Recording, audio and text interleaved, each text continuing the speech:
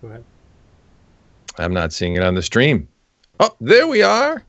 We're live, or is it Memorex? Hey, it's Dave Altavilla for Hot Hardware. Welcome to yet another episode of 2.5 Geeks, our sometimes weekly, sometimes monthly webcast where we talk about all kinds of things from core computing to mobile to you name it. And it's been a little while, but it's good to be back. And welcome, everybody. Marco is here. Marco Tripetta, managing editor for HotHardware.com. And we've got Chris Getting as well here. Hello. He is one of our editor sleuths as well, and reviewer extraordinaire, and also on the con right now.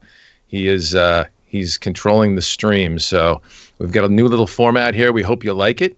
And let's go through the headlines. Do we have chat fired up, gentlemen? Or I should say, live questions, all that good stuff. Honestly, my screen's a bit full. I'll be checking Discord. Yes, if you saw the splash screen prior to the webcast, we do have a Discord link. You can hop in and chat us up there, and hopefully live comments are on in the YouTube stream as well. But so let's dive right in. How you guys doing? It's been a while. Is everybody like sane or what? What's going on? I am far from sane. It has been crazy busy lately. Yeah, I don't know what sane is. Yeah, Chris, I will say, okay, actually, no, there's a little bit of a lag. I thought you were frozen there for a minute, Chris, but clearly you're sane and fluid, so that's good. But all right, well, let's dive right in. I'm pretty insane myself as well now. It's been very busy. There's lots of launches going on these days. New technology, certainly in the PC enthusiast space, as well as gaming and all that good stuff with the likes of AMD with Ryzen and NVIDIA with the GeForce GTX 1080 Ti. And I mean, oh man, we could go on, but let's take them one at a time and step through them in cadence here. Marco, you took a look at AMD's Ryzen processor, the new architecture from AMD that brings them to performance competitiveness, maybe parity in certain cases, and in certain cases maybe a little bit better. Who knows? Let's talk about your experience with Ryzen, the 1800X, the 1700X, and the 1700. You saw, you've tested all three processors that are available in the family right now, all three octal core CPUs. How do you feel? What do you know? And is it any good? It's very good. How do I feel? I feel like AMD is definitely back with a competitive architecture. Not only in terms of performance, but in terms of power and die size for now. The Ryzen R7 1700, the entry level, although it's still a fairly high-end chip, still an 8-core chip, was actually the lowest power of the bunch of all of the CPUs that we tested. Now, Ryzen's an interesting beast. If you come by the site, check out the full review. There's a ton of benchmark data, and what you will see is that Ryzen, so I'm going to focus on the Ryzen R7 1800X versus the Core i7 6900K. That was sort of the comparison AMD was making the last few months. All those, Blender benchmarks and Cinebench benchmarks that kind of came out before this launch were comparing 1800X to 6900K. So let me just use that as the baseline comparison. We have lots more other data in the article. Now, big iron. If you sort of go through all of the various types of benchmarks that we ran, what you will see is that the Ryzen R7 1800X, which is an 8-core, 16-thread chip, just like the Core i7 6900K, it has a base clock of 3.6 gigahertz, a boost clock of 4 gigahertz, and then XFR, extended frequency range boost, up to 4.1 on a single core, power and thermals permitting. What you'll see on like standard desktop sort of workloads, Ryzen is competitive with 6900K. On rendering, encoding, Ryzen is also competitive with the 6900K, both in single thread and in multi-thread. In the multi-thread test especially, if you look at PAVRE, the ray tracing benchmark, or Cinebench, it's actually faster than the 6900K at roughly half the price. So that's a huge win in terms of value and performance. AMD's obviously competitive there. As soon as you start to get a little more obscure and move out into, let's say, low-res gaming, the picture isn't quite as good for AMD. something like audio encoding, it was way better than the FX. So that IPC boost that AMD's been talking about all this time is definitely there. It absolutely annihilates an FX series processor, but it trails Intel. And then if you look at low-res gaming, what you see is we had one test where it was competitive, and then another test where Ryzen completely falls down. It was, 30, 40% behind Intel. And this is something that others are seeing. If you go look at multiple sort of different reviews of Ryzen with different gaming titles, you'll see some tests where it's competitive, but lots of people have reported low-res game tests where it trails. Now, AMD's response to that is, they need some optimization, both in terms of the platform and on the software side. I buy into that for the most part. There's definitely some, the motherboard guys are working through memory issues, and I've actually already tested 4 different BIOS revisions on the Gigabyte board. So it's actively, getting tweaked in terms of memory performance. But I'm not sure how this gaming stuff's going to play out, because AMD's answer has sort of been, no, we're working with software developers. They're not really saying there's any platform changes in terms of firmware or EFI updates that are going to offer big performance boosts. So we have to see how this plays out. Overall, competitive architecture for sure, absolutely competitive if you talk value. It's half the price of a competitive Intel CPU. The Ryzen 1700 at $329, you get 8 cores versus 4 cores, let's say on a 7700K, which is roughly the same price. You can get them a little cheaper right now. Yep. But AMD's definitely on the right track. Everyone has to keep in mind this is a brand new architecture. They will have to work out kinks. Likely changes coming to the Windows scheduler, changes to EFI, changes to memory support and latency and copy performance. Lots of stuff will change in the next few months. The story today is Ryzen is strong. The story tomorrow still has to unfold. Yeah, it's interesting. Hey, Chris, by the way, suggestion on the site view on the left-hand side in our new format here. Mm-hmm. If you can do it without totally, breaking your head or whatever, hit magnification on the browser and just zoom in on the content column, and you can get rid of the right rail, and it'll show the graphs a little bit fuller for folks, I think, if you can pull that off. Yeah, we'll see what we can do. I may have asked for something that's not possible. But hey, it's interesting, Marco. I mean, there you go. That looks a lot better, Chris. Let me get this back. Yeah, and get the center on it. It's interesting. I mean, you make the point about 1080p gaming. There's been a lot of buzz, certainly around the internet, whether it be YouTubers and influencers there, or at sites like HotHardware.com and around the web. That is sort of a sticking point. But what I think folks are probably forgetting, and share your insights on this as well, is that for the past decade, right, games, especially from a CPU resource standpoint, have been optimized for by default for the Intel architecture. I mean, let's face it, Intel had such a commanding lead over AMD and such a large percentage of the market install base for gamers for such a long time that game engines, more than likely, I mean, the watermark is, Intel. Let's optimize for that architecture. The other thing that we're not seeing in the current crop of DX11 games versus the small offering of DX12 titles that are on the market. The other thing we're seeing is asynchronous compute and CPU, GPU optimization, and that flow with DX12 hasn't been optimized all that much either. And so there's a couple of things here that could play very favorably into AMD's hand. They're very strong in DX12 in general, that architecture. Mm-hmm. They've been working with it for a long time. What are your thoughts there? Could we see a situation where at some point, 6, 9, 12 months down the road, AMD's actually pulling ahead of Intel? Is that a possibility? I don't know. My bet would be no on the gaming side, because these issues are real.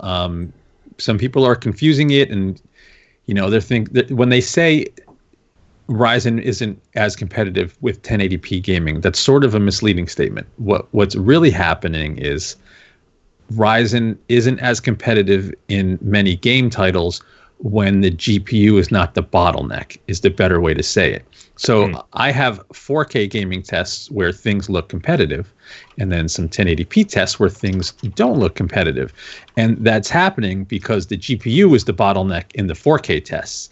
Now, if those 4K tests were done with, say, a pair of 1080 Ti's, and now you push that GPU limit, way north, you very likely may see, and I haven't done that testing yet, so I don't want to make any definitive statement, but you very likely would see Ryzen trailing Intel in many gaming titles.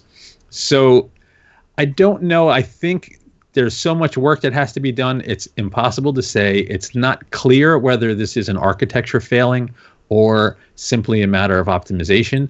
What is a plus is virtually every developer wants more cores.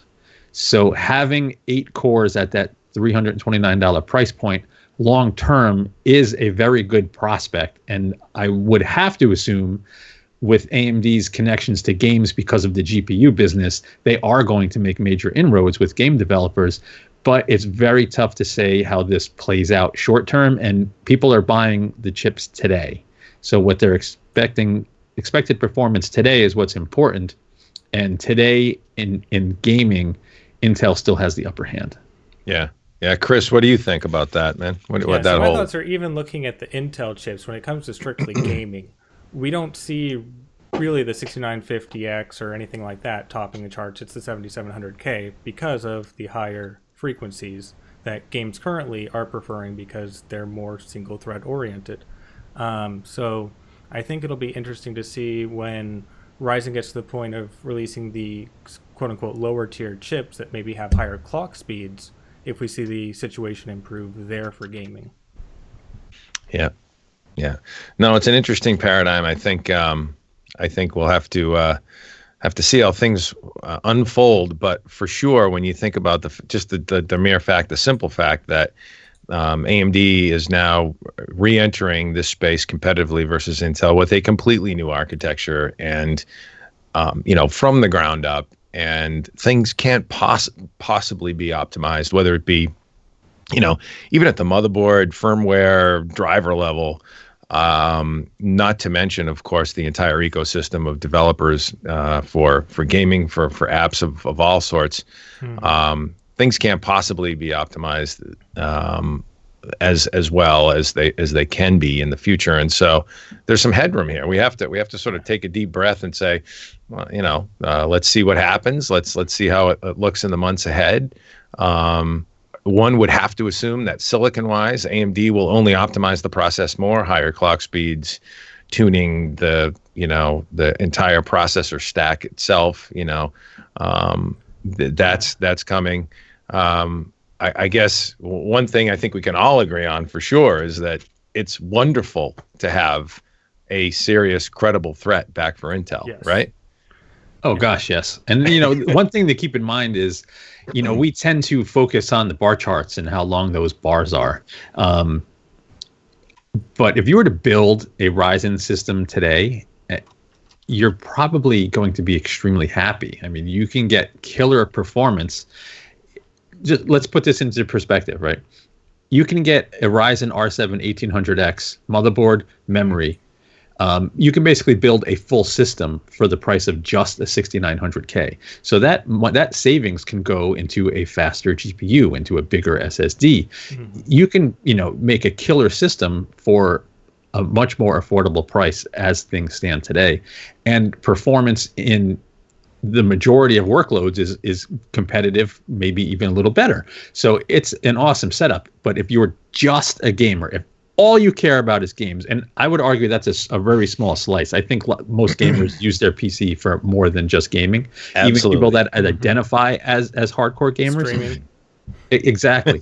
If you're just a gamer, yes, today, right now, Intel still has an upper hand. But if you use your PC for lots of other stuff, Ryzen is a very interesting value proposition and a very strong part, in my opinion. So, all right, now let's talk about the next thing that you learned from AMD. that you haven't gotten hands-on time with yet, but that out at the Editors Day, the Tech Day you spent out at AMD headquarters, AMD poised to disrupt the data center with Zen-based Naples platform. This is a monster multi-core, many-core server platform. Here, you're talking about standard compute work tasks, no games. And I shouldn't say no games. There's cloud gaming for sure, and there's going to be some gaming sort of applications there, but a totally different usage model and a totally different workload pattern. This is where AMD could really make a dent in Intel, right? I mean, to me, the architecture itself seems like, man, they could hit it out of the park with this thing if what they're saying, from what you've learned, from what I've seen you learned in your article today, is real, because it's looking pretty strong. What are your thoughts? It's real, and my thoughts are in this particular space. So we're talking about Naples and the enterprise space and servers, and the flagship setup that AMD is talking about is a 2P, so dual socket, 32 core Naples setup. So 32 cores each CPU, 64 physical cores, 128 threads in a 2P server. Now, on top of counts that, just make me smile. I know it's insane. Me too. But, even better, on top of that, you're talking 128 lanes of available PCI Express connectivity on the processor. So no switches necessary on the motherboard, no latency inducing switches, and 8-channel memory controllers on each processor as well. So you can cram a ton of memory in these systems. You have a ton of processor cores. Now, we already know, assuming there's assumptions here because all of the details haven't been released. Assuming AMD gets clock speeds in line with Intel's Xeons, we know the Zen cores can perform on par with Broadwell. So they'll have more cores, more memory bandwidth, because not only is there more memory channels, but the default clock is higher on AMD 2400 megahertz versus 1866 on the Intel platforms. So you're talking monster compute and bandwidth on these systems.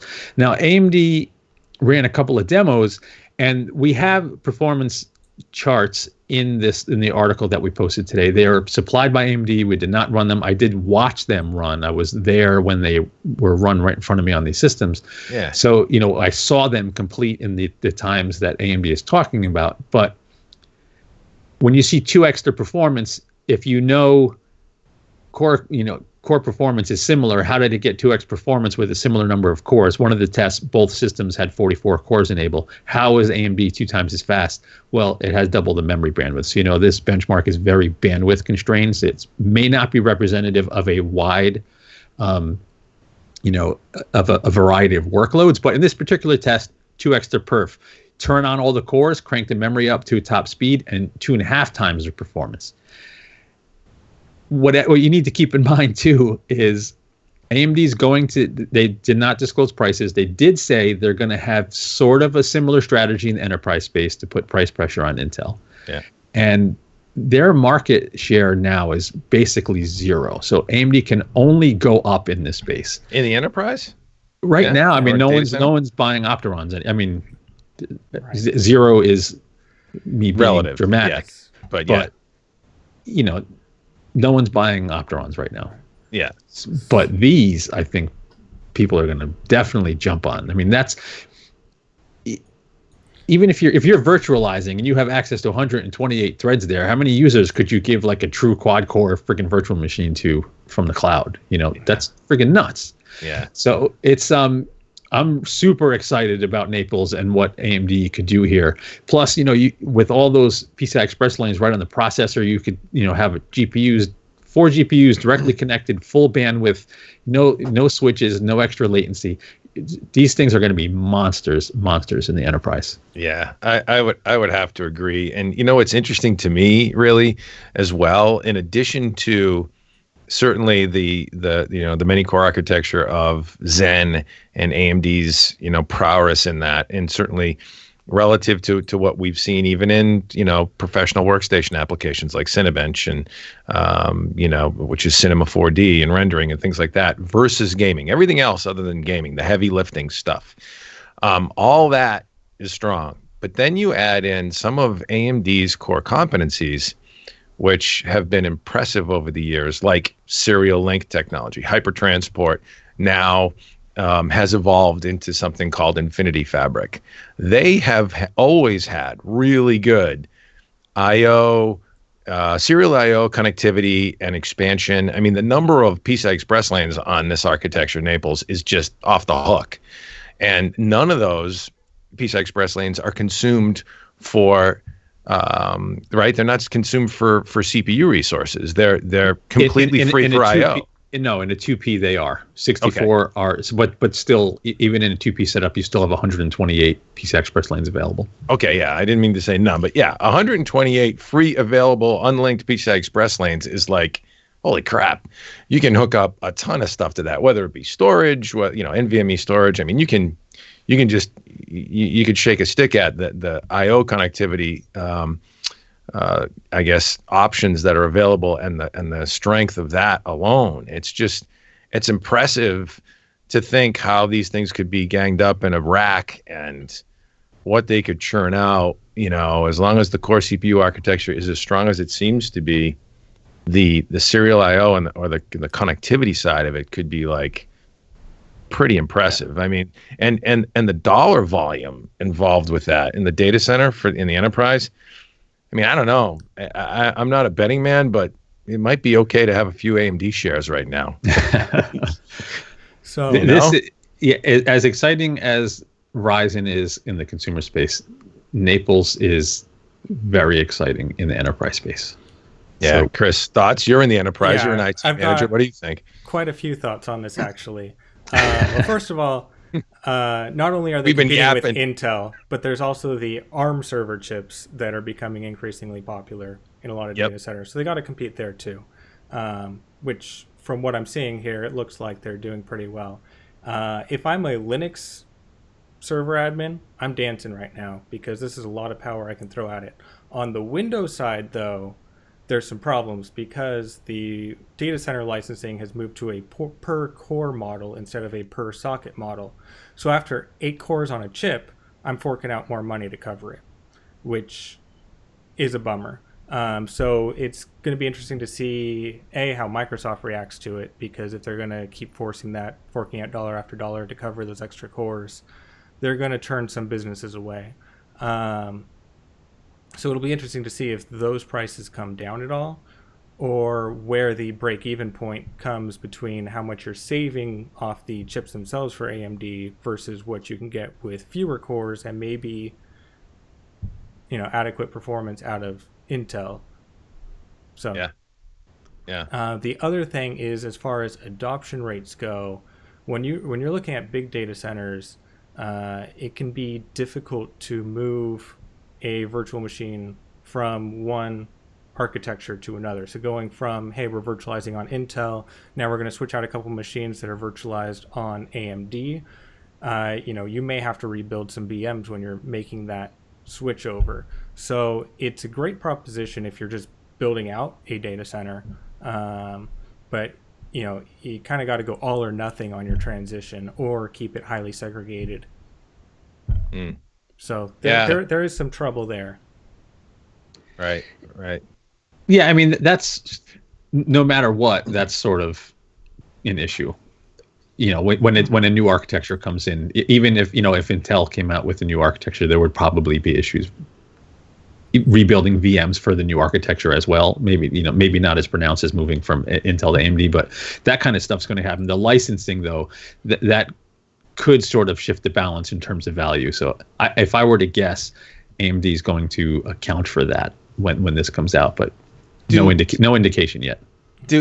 Does the average? Okay, so let's talk about and then we can move on to the next topic. But let's talk real quick, Chris. You make a point about licensing and cores and Microsoft and the pain points with that in the enterprise. The data center, I mean, when you talk about data center applications, correct me if I'm wrong, it's all about compute density per square millimeter per square inch, and licensing be damned. How much can we squeeze into this box, into this available footprint that we have, right? So you would think there. Oh, yeah, there's definitely a lot of that where the AMD, it's just not going to matter on the pricing. Yeah. But if you do the math right, obviously Intel's not standing still, but versus a high-end Intel two-piece setup, AMD's got 45% more cores. So you're talking about 45% higher licensing costs, roughly, give or take. Depending on volume pricing. That's no joke. Well, why couldn't? So what we're seeing right now, AMD has offered a many-core, sort of big iron platform preview of the architecture. Why couldn't we see partitions of? I mean, is the 32-core Naples implementation all we're going to see, or could we not see 16 and 8? No, it's up to 32 cores. They haven't talked about anything smaller, but there obviously will be smaller ones. Yeah. Right. So there you go. Maybe you're a 2P 4-core, 2P 8-core, whatever it is. Right. Cool stuff, man. And cool. I think we're all pretty psyched that AMD is back. Honestly, we all love our Intel architecture as well. We're technology fans here in general. Whatever's good, we like. And but competition's great for the consumer, and great whether you be an enterprise consumer or an end user. And that is a beautiful thing. So. Cool. Well, let's move on. Let's move on to the land of graphics and gaming again. More stuff in core computing for us. We started out, HotHardware started out, over 17 years ago as an enthusiast core computing site, and we have since branched out into everything computing, whether it be mobile or what have you. But near and dear to our heart still remains the enthusiast PC and gaming PC, and the folks at NVIDIA have absolutely, over the past couple of years, maybe, 12 to 18 months anyways, since Pascal was introduced, have been killing it. And last week I was out in San Francisco, and I actually spent some time with the folks at NVIDIA at an editor's day for the GeForce GTX 1080 Ti launch.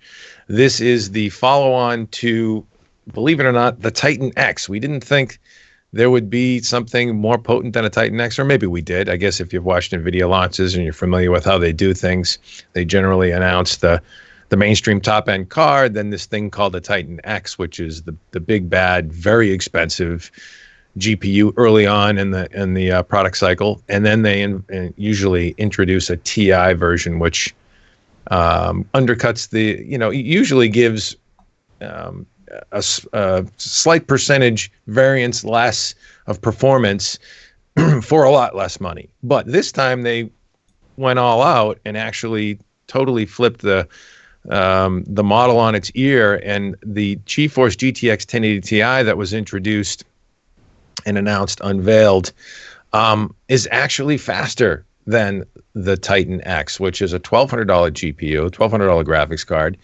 and the 1080 Ti is set to MSRP for $699. So almost half the price. Basically the same core specs with a couple of additional tweaks. So you've got 3,584 CUDA core GPU, which is exactly like a Titan X. You've got a few ROPs lopped off. They basically took a cluster of 8 ROPs, disabled them in the 1080 Ti, which then connects to memory and is render outputs, then connects to memory. And so you've got 1 gigabyte less of GDDR5X memory on board versus 12. So 11 total for the 1080 Ti, 12 for the Titan X. But they totally goosed up the memory with Micron. They developed this enhanced GDDR5X memory that hits 11 gigabits per second, 11,000 megahertz memory, stock out of the box. I mean, and that's without, playing around with overclocking. So that the actual performance is slightly higher than a Titan X overall, whether it be raw compute, I should say core clocks on the 1080 Ti are slightly higher than a Titan X at 1600 megahertz, 1.6 gigahertz. And so you've got slightly higher core clocks, slightly higher memory, memory speeds, one less gig of memory, but because of the better signal integrity, the higher speed in the memory, you get overall higher memory bandwidth and performance. If maybe in certain cases where you're totally maxed out at 4K and you're hitting that frame buffer and you're using all 12 gigs, you might miss that 1 gig of memory, but probably not. Hey, half a gig was a big deal on the 970. Right. And I think NVIDIA's being real honest about how they quote their memory footprint these days. But yeah, memory bandwidth, 484 gigabytes per second. Thanks for bringing that up, Chris, versus 480 in the Titan X. 11,000 megahertz memory on the 1080 Ti, gigahertz memory, or excuse me, 10,000 megahertz memory on the Titan X. And core clock on the 1080 Ti is 1600 megahertz versus 1530 in the Titan X. So for all intents and purposes, we were just sitting around the table, all the editors, when we were at this, from the different sites, and we were going, this thing's got to be faster than a Titan X. And lo and behold, Jensen Huang, CEO for NVIDIA, said, yep, it's faster than a Titan X. And oh, by the way, you're going to save $600 or whatever the heck it is off of the price of a Titan X. So anybody that bought a Titan X right now, when you're just throwing money at it, you're probably going, doom. That's my guess. But you can't hate, you can hate the player, but you should hate the game, not the player, right? And NVIDIA's offered a pretty compelling product here, and something that has tickled the high-end gamer enthusiast pink, I am sure. What do you guys think about this thing, Marco? What are your thoughts? Am I overly too overly jubilant here? No, I finished testing, and so I can't really say much because we're still under embargo for performance. But yes, we are. People will be happy with the 1080 Ti. the 1080 Ti. So I completely revamped the graphics test bed, upgraded it to a 6900K, 32 gigs of RAM, fresh Windows install, fresh SSD, all the latest drivers, including the latest Crimson Relive drivers that just came out yesterday. I retested Fury, added some new games to the tests, and come check the site in a few days. You'll see how the 1080 Ti did. It's pretty awesome. Yeah. I did an unboxing of it, and what's interesting too as well is that if you hold it up next to a Titan X, the thing is almost identical. But Chris, you had a good slide up there. They also redesigned the cooler, so the fan sink and the vapor chamber that's on board this, underneath the fan shroud that you really can't see unless you pull it apart, has been totally redesigned. So they've got more surface area cooling involved, and it actually brings, in addition with some voltage regulation circuitry that's been redesigned and tuned as well. They've got like a 7-stage dual FET array or something like that, they call it, for power regulation, a little bit better power regulation. It actually brings it down 5C cooler versus a standard 1080. Okay, so much more powerful than a 1080.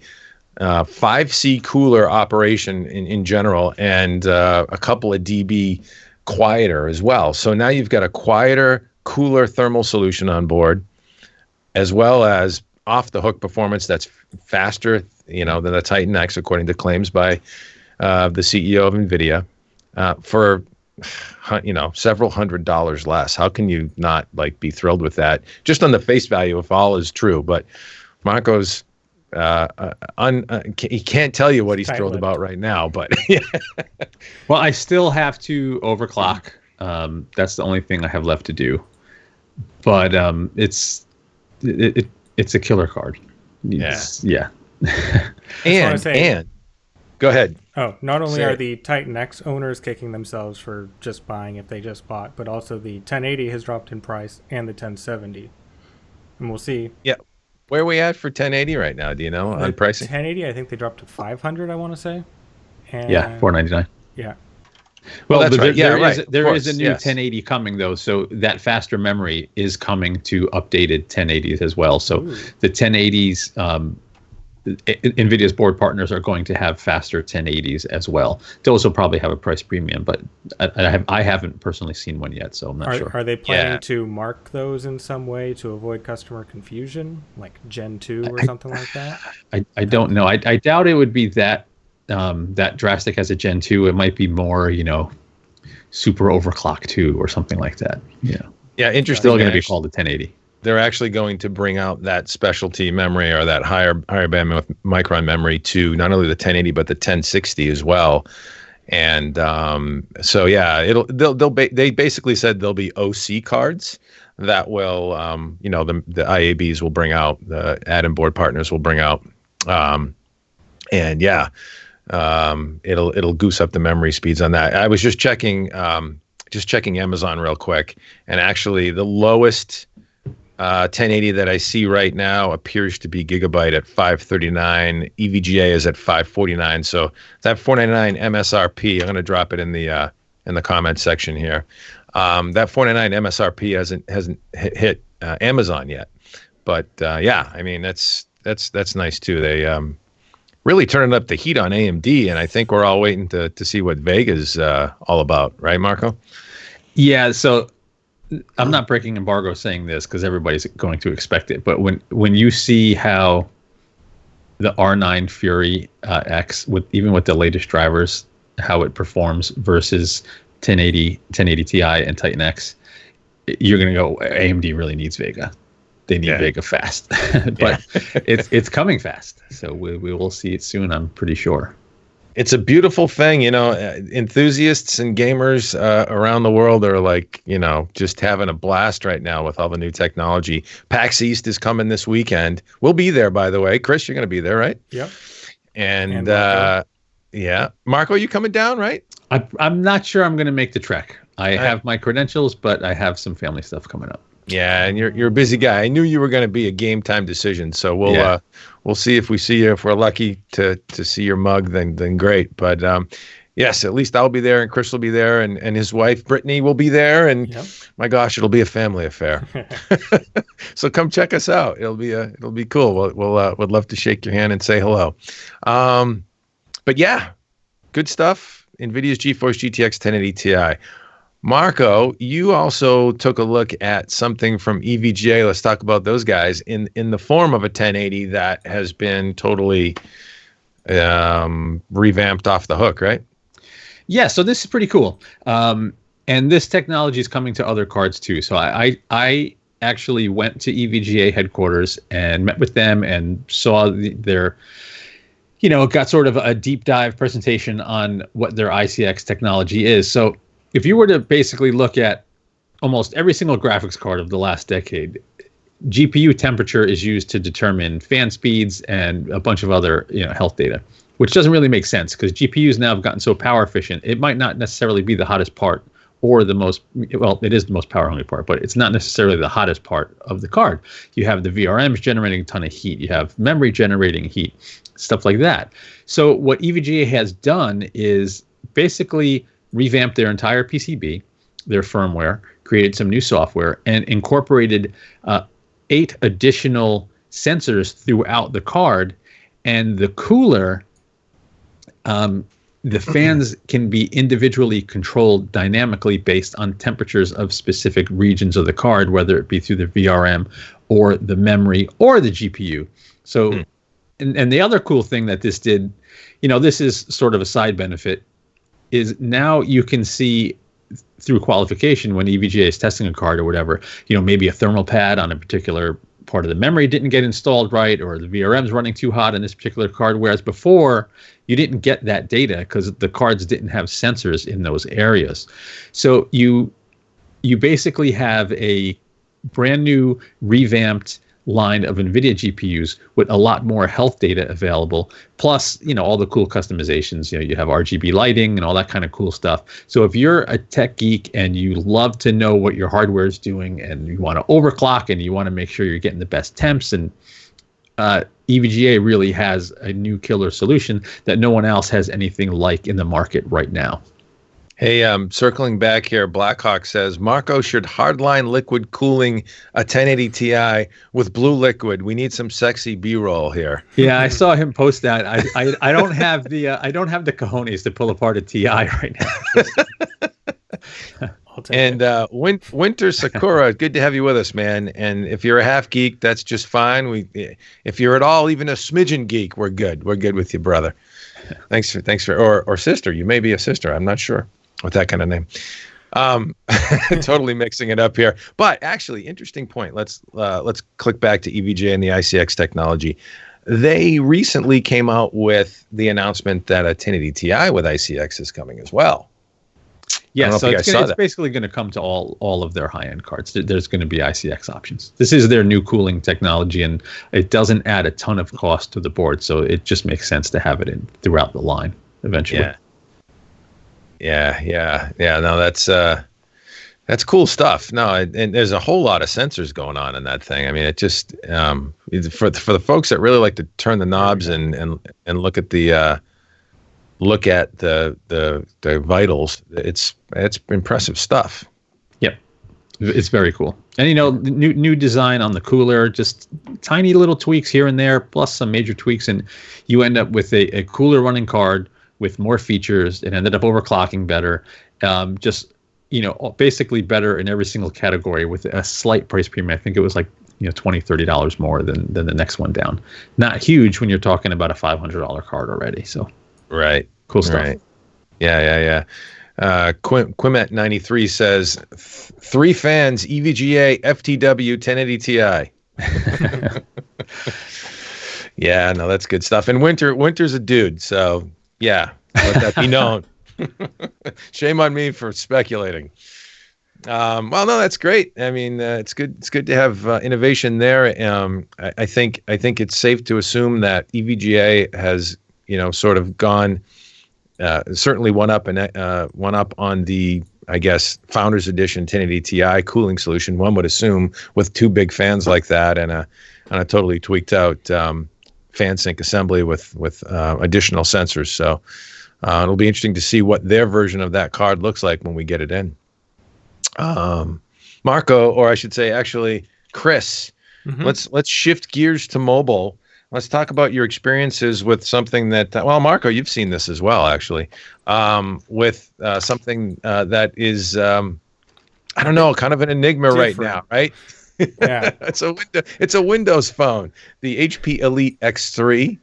Yeah. You posted a review on that, and Marco, I know you spent some quality time with it as well. What do you guys think? Chris, why don't you tell us your initial thoughts? Yeah, so this is actually the first Windows phone that I've used for an extended period of time.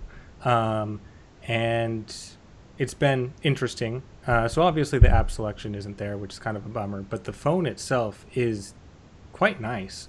So it's powered with a Snapdragon 820, plenty of speed, I think 4 gigs of RAM and 64 gigs of storage. So it's got plenty of muscle for a smartphone. And it does well outside of where Windows Phone kind of holds it back. Most of the complaints I have with this phone are because, Windows Mobile is not that mature yet. We'll see if that changes with tweaks to things, but the really interesting part of this actually does come from Windows Phone, and that is the Continuum side of things. Let me see if I can find that here. So basically, Continuum lets you take the phone, connect it to a dock or a wireless display, and gives you a Windows desktop that you can work from. So what HP is trying to do with this, and I'm sure Microsoft has their hand in it too, is to kind of get rid of your laptop for certain use cases anyways. So you can have this with you wherever you are, however you're working. It's one device, one set of data, and really tries to create a cohesive experience across those different setups. So you can see here, you can go from a very simple setup with just a USB 3 Type-C dongle into a monitor. You can use the dock setup, get a full web browser. Edge actually transforms, so you get the full Microsoft Edge experience when you are in Continuum mode versus the mobile web pages you get when you're using the phone itself. So it's very intelligent in that respect, and it, of course, uses the space well. And then you can also pair it with displays wirelessly. So one accessory they provide is the lap dock, which is essentially a 12.5-inch laptop, and I've got it here. That is quite a nice form factor. It's got, very tiny bezels and everything else, and you can connect with it wirelessly. And I really want to love it, but the thing that holds me back is there's some kind of delay issue when it's wireless. The touchpad doesn't work well. The typing kind of stutters here and there. But you can also connect it with a USB Type-C cable, phone to laptop, and all those problems seem to go away. So, if you're willing to have that little cable tether you there, it does work quite well. So you can have the laptop on the go when you just need a little more space, whether you're on an airplane or in the coffee shop. It gives you that extra bit of work room. And then when you're actually in the office, you can pop it on the dock, and that's, I think, where you get the best experience. Yeah. Talk about the latency real quick. What's the connectivity there? Is it WiDi? Is it like Wi-Fi? So it's right? going over Miracast.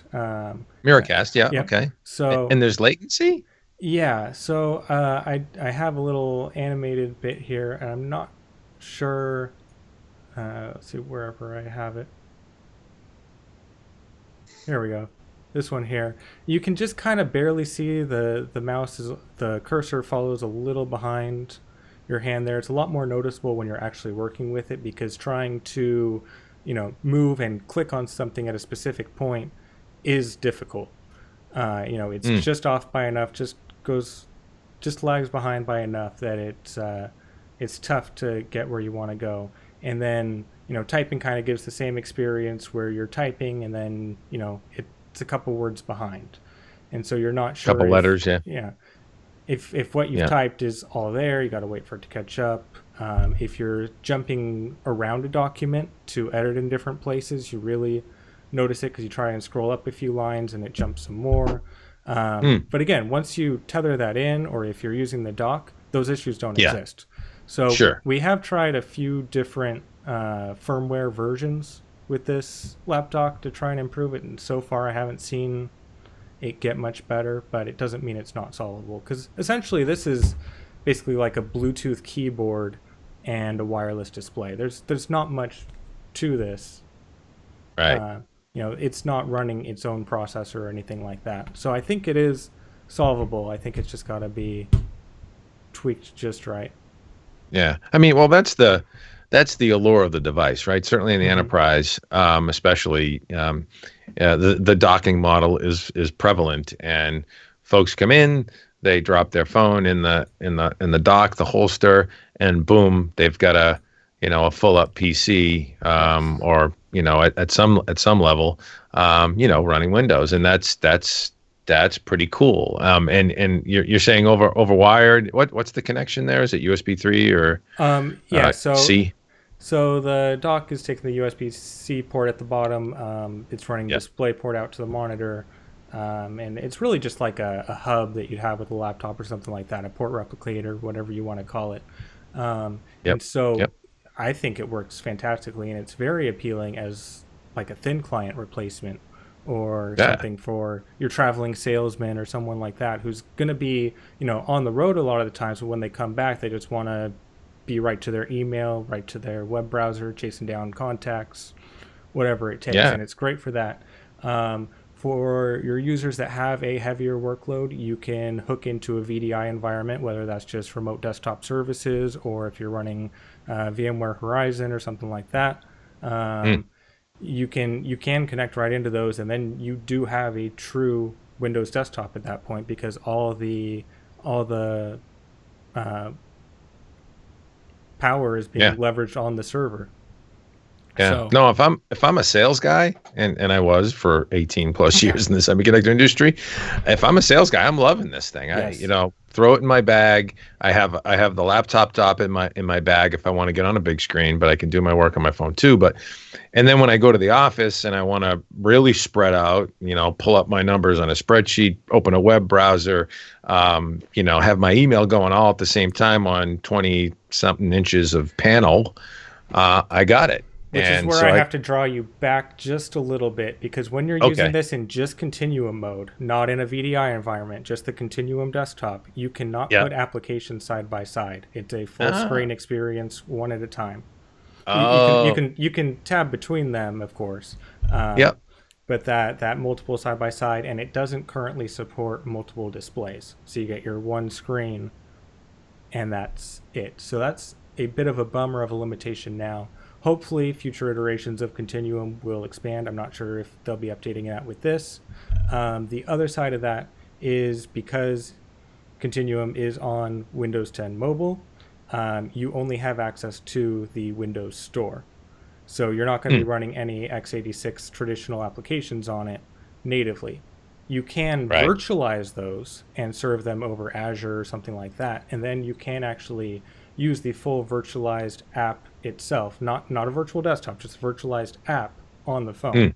Now, I haven't been able to test that because I don't have the infrastructure set up, but it is capable. So you could run Photoshop, you could run whatever you want. That's, again, leveraging a server, but still using that with your phone as the interface.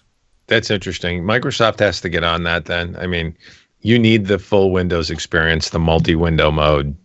Right. I mean, you need that. That's why if your company has the VDI infrastructure, the virtual desktop infrastructure, it's really nice, as long as your people don't need multiple displays. Yeah. No, I would think you get a fair amount of users that don't have that requirement, or wouldn't expect it from a phone anyways. Right. And then the really exciting thing coming down the road is, it looks like, starting with the Snapdragon 835, is it, Marco? It will have x86 support natively. So then we can potentially get those full applications on our phone. We don't need to hook into the VDI. It's just there, and that's going to be awesome. Well, there's a caveat there. The demo that Microsoft and Qualcomm showed was full Windows 10 running on Snapdragon 835. So my guess is, if Microsoft were to say do a Surface phone, they're not going to call it Windows 10 for phones anymore. They're just going to say you have Windows 10 in your pocket. And they're going to hope people support the Windows Store better that way, because it's like it's Windows 10. They're just going to say it's just Windows 10 on a smaller screen. And I'm not certain, but the multi-monitor limitation might be because of Snapdragon 820. I think 835 can do multiple displays. I'm not sure if Windows on the mobile device has that support built in, but the SoC, I believe, is able to do it.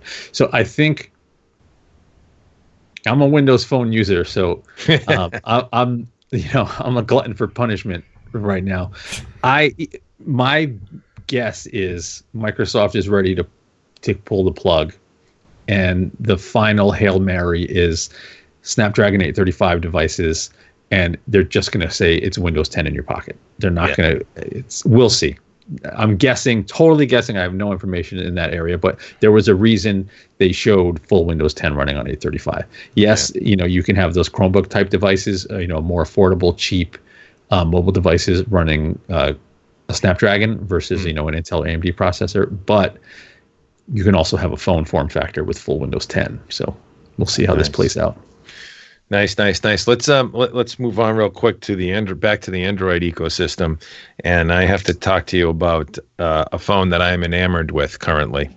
I'm still waiting for the final release version, but this right here is the LG G6, and this is an absolutely beautiful phone. I have to admit, I was skeptical going in. LG's G5 was not the best execution of a modular phone. They had some issues there. This display, unfortunately, let me drop it down. I'll try not to blow out the camera, put it back up. At any rate, I went to the event in New York, the unveiling of this. We got some hands-on time with it. I wrote up my impressions. The full review is pending. They're actually pending final units. This is just an eval preview unit.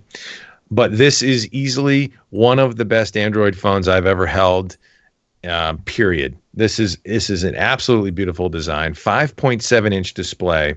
I'm going to try and hold it up here versus the Google Pixel XL, which is currently my daily driver. Let me see if I can keep the screens from blowing everything out here. But when you see this thing next to the 5.5-inch display of the Google Pixel XL, okay, and again, 5.7-inch display of the LG G6, it is amazing what LG has done here. I'll hold it up a little bit higher. I don't think I have them on the screen enough. It's amazing what LG has done here to squeeze the screen real estate into this form factor of phone.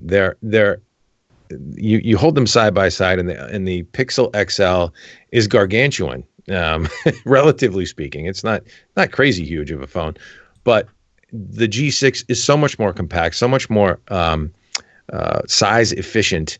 And the display, although it's not AMOLED, is a really nice IPS display, 2880 by 1440. So QHD plus QHD plus resolution, 18 by 9 format, which, interestingly enough, you think might sound a little odd, is actually the format that a lot of movie production houses and content providers like Netflix are adopting as a standard high-resolution display format moving forward. So that's what LG is sort of touting with this. Certainly is the display first. The design second is actually impressive as well.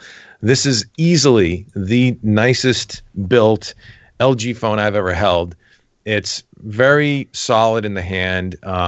Comparatively, if you've picked up a Google Pixel XL, it doesn't, versus say let's say the Samsung Galaxy S7 line, it doesn't quite feel as solid. It's definitely a well-built phone, beautiful phone, probably about as solid as an iPhone 7 in that respect. But there's something about that Samsung Galaxy S7 that's just really high density, solid, machined aluminum and strong tempered glass feel to it. And the LG G6 has that. It's super solid, super thin bezels, and just feels beautiful in the hand. It's like you're holding mostly display. It does have dual rear facing cameras. So 3 cameras total. One's wide angle and the other's standard in the rear. It's running Android 7 Nougat with Google Assistant, the new Google Assistant technology, one of the first non-Pixel phones to do that. And a Snapdragon 820. I wish it was Snapdragon 835, but it's a little early for that. They wanted to bring this out at Mobile World Congress. We know Samsung is rumored to be coming out with the S8 soon, potentially with the 835. We'll see. That's all rumor and speculation. But right now, USB-C in the bottom. Right now, if you asked me to name you my favorite Android phone on the market currently, this guy right here, the LG G6, it's beautiful. It's really nice. I was blown away. I'm like, holy crap, they really killed this. I didn't expect it. And I guess the reason I didn't expect it, honestly, was that the G5 was such a misstep, Of course, you saw the G5. Yeah. It's such a misstep. I was like, oh my God, it was rough. It was pretty rough in spots. This is like the antithesis of that. They took that fit and finish problem that they had in the G5 with the modularity, and they just smoked it with the G6. Yeah, I'm quite jealous of the way the G6 looks. It looks premium, sharp, nice. Yeah. Yep. How do you feel about, as we're getting with these very small side bezels on phones, do you have any issues when you're holding it? Is it rejecting your touch well? Any issue at all? Yeah, no, I haven't had any issues with that. I've got to work with it a little bit more. I've only had time to preview it down in New York, and then they shipped us this eval unit. I would tell you that versus my Pixel XL, it's narrower and taller. So what that does for you is Horizontally, single-handed navigation is easier. Okay, so swiping, which we all do, swiping across is much easier with this device. It fits better in your hand that way. I have pretty large hands, but for the ladies especially, they're going to appreciate that. If you like a bigger phone, people with smaller hands, you're going to appreciate having that narrower width. But you've got a taller height, and that isn't so much a problem for general scrolling.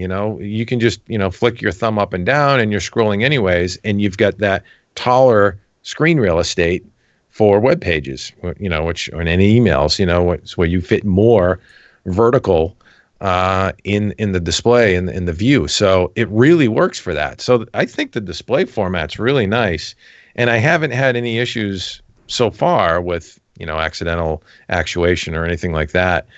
The other thing I like on the rear of the device is the fingerprint reader, which I have come to really appreciate with the Google Pixel XL. It's a very natural way to pick it up. Chris, I think you have a different opinion on that. I do. You like front-facing fingerprint readers. I think that forces me to use two hands that I don't need to do. I can just pick up the device, drop my index finger in the back of it, either one. I usually register both index fingers in there, and bang, I can open the phone. Yeah, it's really kind of just got everything. What are you doing? Oh yeah, okay. You one-handed it, but it's a little more awkward, isn't it? I can also set this on my desk and unlock it with a fingerprint without picking it up. Right. That's the difference. That's the drawback with the rear-mounted fingerprint reader is you have to pick it up. But I'm picking up my phone anyways, generally. Well, I should say, yeah, you're not fingerprint reading. If you wanna wake it up, you can pattern, draw your pattern on there if you want to without picking it up.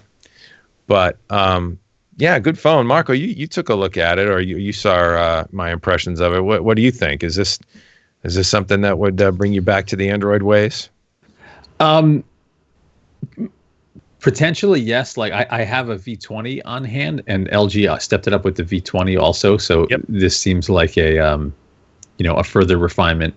Beautiful, beautiful phone. I'm not sure what I'm going to do, but I have to leave Windows Phone soon. It's getting so hard to stick with the platform. Yeah. I think I'm going to wait and see what Samsung and HTC have up their sleeves before I make a decision. Yeah. The Galaxy S8's no doubt going to be strong. I can tell you that depending on where they price this thing, and I want to say maybe LG is waiting for Samsung to tip their hand. But with the A20, which is now a workhorse processor and super high volume across many devices, almost can guarantee it's probably going to be a pretty reasonably priced phone. LG's known for trying to strike at least a competitive price, maybe not crazy maybe not crazy high end, but somewhere moderate competitively. How is the multi-window with that? Because you got to have extra real estate, I'd imagine, with the 18:9. Yeah, I haven't played with that, but LG has been sort of known for that. They started multi-window before Android offered it natively, and Nougat has that built in. But LG has had Q-Slide apps and other multi-window technologies with it. Yeah, if you think about it, some of the stuff they do with Q-Slide, which I have to play with a little bit more. Let me see what we got here. You got a couple questions in the chat too. Yeah, absolutely. We'll hit those. But yeah, that's kind of been their forte. They were one of the first manufacturers to do multi-window, so I expect that to be strong. And to answer the chat, we got a couple of questions. So, how big is the phone in your hand? Like, is it comfortable to hold when making phone calls? Yeah, I think it is. It's very comfortable. It's more comfortable to me than my Google Pixel XL, and that's from Winter Sakura again. And versus the Pixel XL, it's certainly smaller, more pocketable. You drop this thing in your back pocket versus a Pixel XL, and it's a lot less of a slab back there, giving you a kink in your back. Winter Sakura, also to move back to computing real quick, to Core Enthusiast Computing, he says, if I were to upgrade my Intel 4th Gen i7 CPU with the new AMD Ryzen CPU, would it work with my AMD RX 980 graphics card? I think the short answer is yes on that, right, Marco?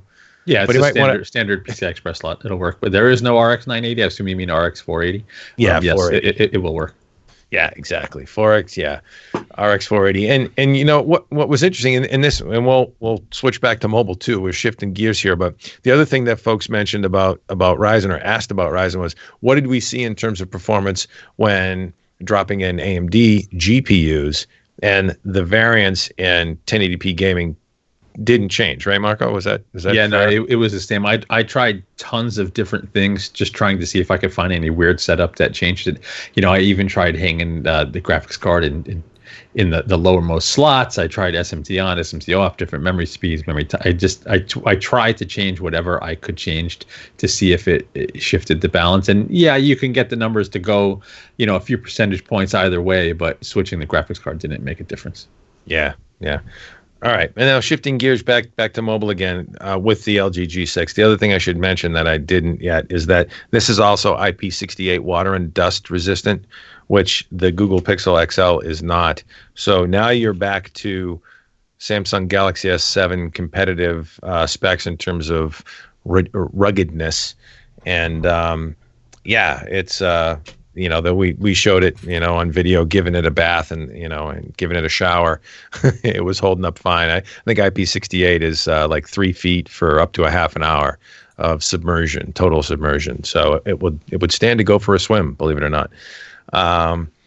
So yeah, that's the G6. That's the 1080 Ti. That's Ryzen. Did we miss anything? Guys? We've been off the air so long that you missed lots of launches. We have new Quadros, a bunch of other reviews that have gone up. So come by HotHardware and scroll through the reviews and all the news. There's been tons of stuff recently, but we got some of the hot recent stuff in this podcast. I think you just scared me. We're running a little bit long, and I thought you said we're off the air. I'm like, what? We're not off the air, damn it. We've Chris, been off. The status says it's good. I've got green. There you go. Hey, Chris, you're working on something cool that we should tell folks to look out for in the weeks ahead. Something from Dell, right? Yes, the newly refreshed XPS 15. This is the 9560. So this is rocking Kaby Lake and Pascal over last year's Skylake and Maxwell. It's traded the 6600K 6600 HQ for the 6700 or 7700 HQ, and the GTX 960M for a 1050. So you got a lot more gaming power here. Same beautiful 4K panel, really phenomenal. Bit of glare, but it's well worth it because it's very bright, and the brightness can cut through that glare when you're actually using it, which I'm very sensitive to the glare, but I'm glad to see that it's not really an issue when you're using it. Other than that, the form factor is pretty much the same. Excellent construction, machined aluminum, carbon fiber, same ports, USB Type-C, full HDMI out. With Thunderbolt, yeah. Yep. And it's a lot of fun. So you're definitely getting your business done with it, but you can sneak away and game as well if you so desire. It's like a mullet, business in the front, party in the back, right? Right, without being hideous. Yeah, I know. Mullet isn't the most flattering word these days, is it? Yeah, no. I've always very much been a fan of the XPS design signature, whether it be the 13, the 15, or the XPS 13 2-in-1 that I recently took a look at. Yeah, there it is. That's your 13, right? Yeah. Yep, Broadwell. Yeah, no, and one of the things that I looked at before I shipped that off to you, the 15, was I ran it through a bunch of game benchmarks, and we'll be rolling out a YouTube video in the weeks ahead as well. Maybe timed with yours, maybe before, maybe a little after. We'll see what the schedule does. But the question I'll answer, which folks will hopefully tune in for, is can the XPS 15 game with that GeForce GTX 1050 under its hood and Kaby Lake? What kind of gaming chops does it have? I would offer that it has chops, and I'll leave it at that. I won't tip my hand too much. It's not going to beat Dell's Alienware or the other crazy, gaming laptops for something this thin, and it's 4.5 pounds or something like that. There's a lot of muscle here. Yeah. Marco, are you a fan of the 15-inch format, or are you? I know you're more of a petite laptop guy. Yeah, I mean, the XPS 15 is a gorgeous machine. If I were spending my money, it would be on the 13. I like my notebook tiny. Yeah, you like the 13 2-in-1. Yeah, that's what you want. Absolutely. That is a nice machine. The super thin sliver of tech.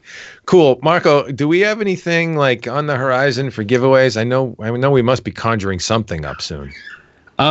Yes, there's potential for something really awesome that hasn't quite worked out yet, but a really cool, sleek gaming notebook is a possibility, plus some other components. The details are still being worked out. We're waiting to hear back from somebody, but we always give away some cool stuff. We're just trying to get the details hammered out, and we will make an announcement soon. Awesome. And Chris, thanks for doing the production here, man. I like our little 3-box with the sight in the window. That's a good setup. Yep, a couple little things to work out, like white shirts, but sorry, won't do it again. Poor Marco, he's always getting his hands like with his phones or white shirt. He's like, oh man, gets flagged again. Whatever. No big deal. No big deal. But and the other thing we can do is we're streaming here on YouTube. We can simultaneously stream to YouTube and our Twitch channel, right?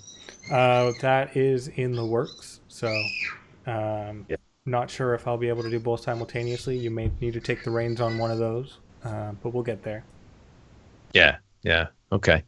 Cool. We'll figure it out. But we're all over the web. Wait, what are you laughing at? Can you hear what's going on here or no? Yeah, you got some kind of monkey antics going on. Yeah. Sorry. Apologies. Kids having fun. You shouldn't apologize for that. Nothing wrong with that. I don't know if that was having fun or murdering mom. I'll find out in a minute. I know. You're a family man. It's such a tragic thing. No, it's all good, man. It's all good.